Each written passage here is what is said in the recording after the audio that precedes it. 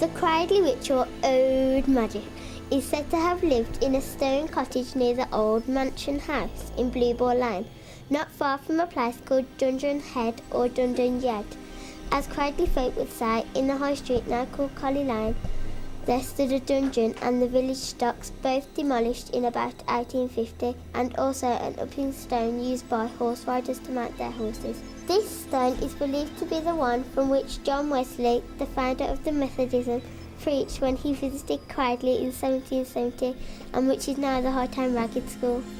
According to heading down stories, the old woman used to stand by the stone, pestering and threatening passing horsemen, some of who gave her silver to protect them on their journey. Others refused to give her money and were threatened with disaster.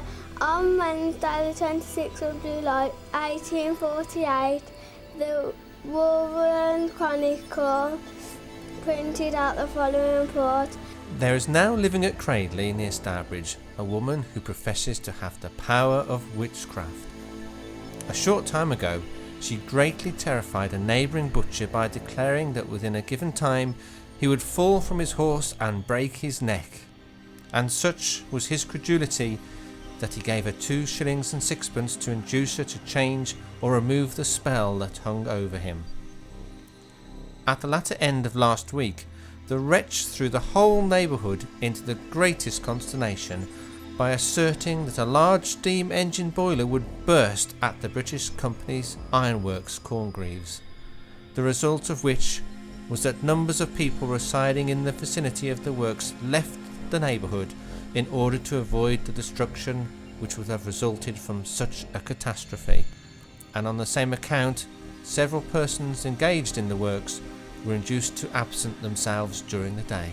Many local people must have been in awe or fear of the Cradley Witch.